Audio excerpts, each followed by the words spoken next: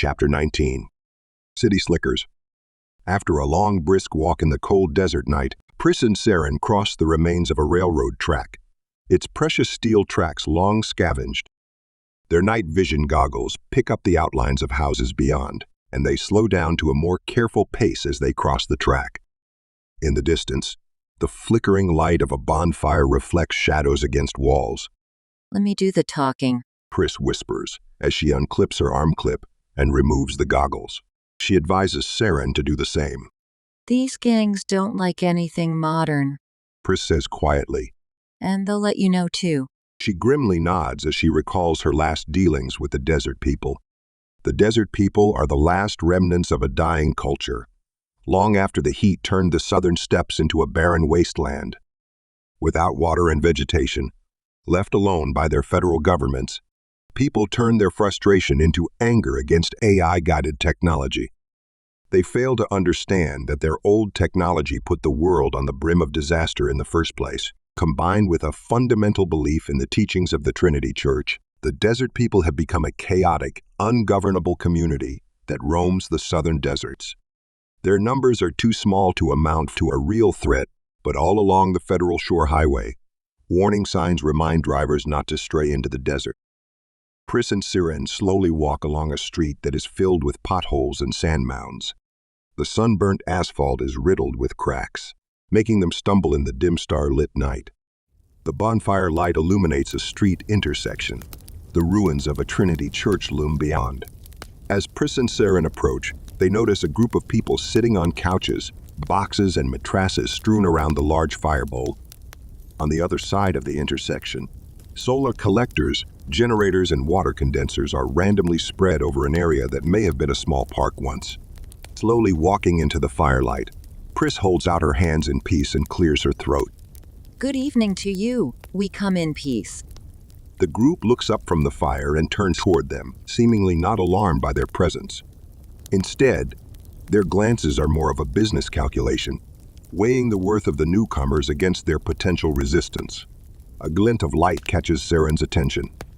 Glancing to the left, she spots a couple of older-make cars, a pickup truck, and two motorbikes parked in the dark. She turns to Pris and watches as Pris gives her a barely noticeable nod to acknowledge that she too has seen the bikes. Following Pris toward the fire, she instinctively sorts her possible opponents into attack priorities.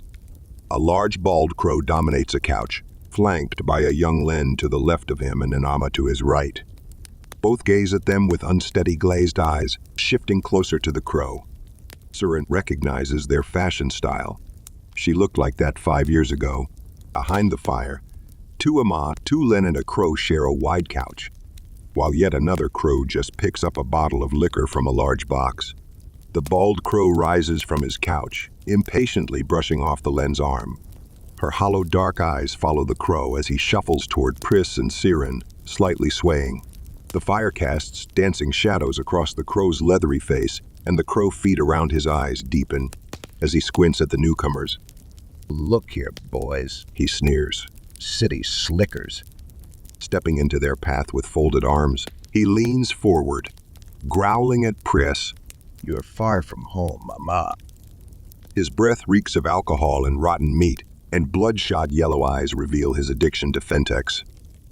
Yeah, and I'm gonna return there too. Pris also folds her arms and defiantly meets the gaze of the larger crow, challenging him to escalate the situation. She knows how to handle Fentex addicts.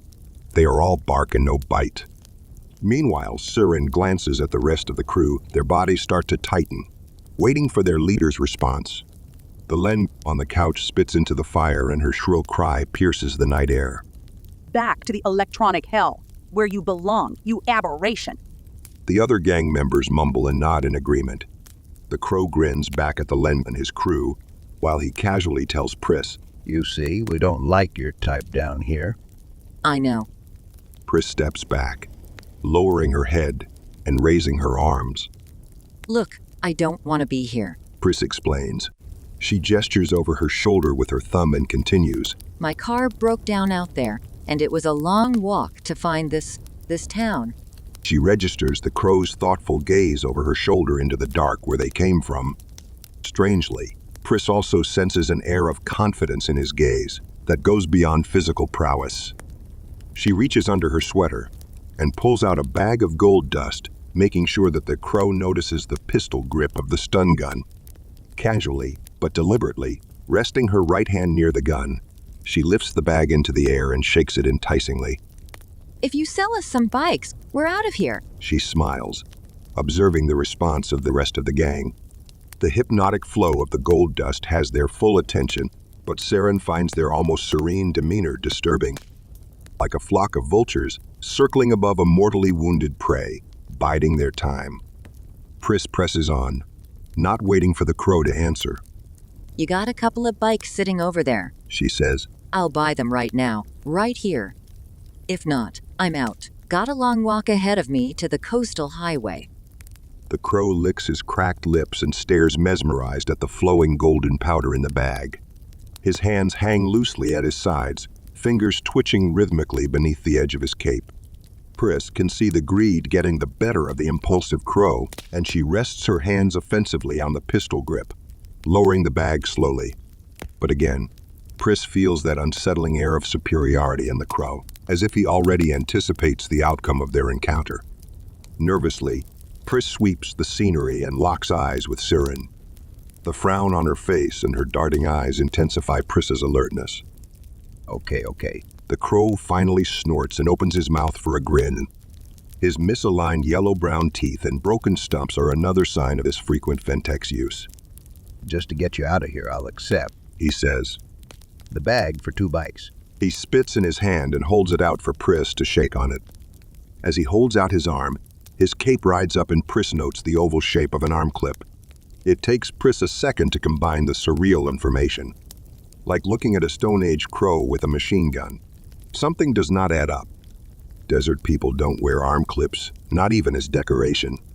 Blood rushes to her head, and she instinctively scans her surroundings for threats. Someone gave the arm clip to the crow to sound the alarm. Pris stares at the outstretched hand of the crow, grabbing it with a stone-faced grin. Glancing at Saren's shocked and tense posture, she knows Saren has seen the arm clip too. Good. Pris replies nonchalantly and lets go of the crow's hand. Taking a step back, she surveys the scenery, her hand still on the pistol handle. With a racing heart, her gaze sweeps over the gang members, but they seem not alarmed at all, more interested in how this show will play out. Hey, Roland. Dear Halia, get your bikes up here for inspection. The crow calls out, motioning a crow and an Ama to fetch their bikes. While they wait, the crow looks Pris and Saren up and down, waggling his eyebrows salaciously at them. So that's why you are so damn confident. She thinks. They've bought you. Pris struggles to remain calm in the face of this devastating revelation. She feels strangled by the reach of Winslow's influence, and they quickly run out of places to hide. Saren turns her back to the crow leader and casually stares into the darkness. Let's get the hells out of here. She whispers, barely audible. I have a bad feeling about this. She turns back, smiling her cutest smile at the crow while clasping her hands behind her back where she stowed her stun gun. We must take his arm clip. Pris quickly whispers back, feigning interest in the ground. I'll take the 2 bikers and the crow. Control the others. The crow and the Ama approach with their dirt bikes. The sturdy fork legs and thick rear shock tubes of the bikes underscore their prowess in handling the mountain slopes. Battery's full. These are good cross-country bikes. The crow touts his wares. Then he looks up in the darkness toward the mountains.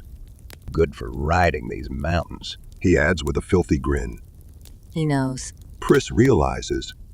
Before anyone can react, she draws her stun gun and shoots the crow and Ama holding their bikes. At the same time, Saren whips her hand from behind her back with blazing speed, shooting through the fire at the Len and the Ama on the couch. With 2 quick steps, she rounds the firebowl and screams at the rest of the gang. I'll fry your brains if you move.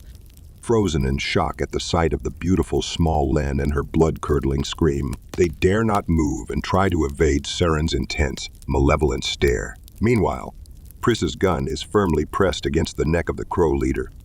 He looks down at the crow and Ama, who are writhing in pain, kicking and hitting their bikes in uncontrollable spasms. Okay, you win. The crow slowly croaks, clearing his throat and spitting on the ground. Despite his macho act, Pris knows the crow fears for his life.